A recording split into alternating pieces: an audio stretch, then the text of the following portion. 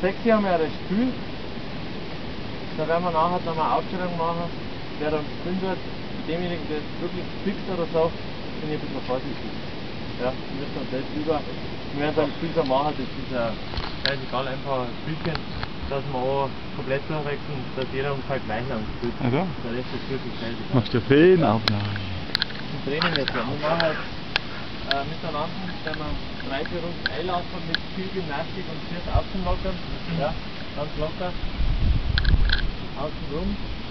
Dann werden wir ein Spielchen machen da drin. Auf die 2 Tore.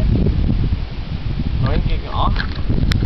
Und machen wir das sind 2 Linien drin. 6 ist die gelbe Linie vor dem Tor und die gelbe Linie unten vor dem anderen Tor. Jeweils von der einer Truppe zieht hinten einer das gelbe Leiblau. Praktisch für Überall. Ja. Wir spielen da so drin, normal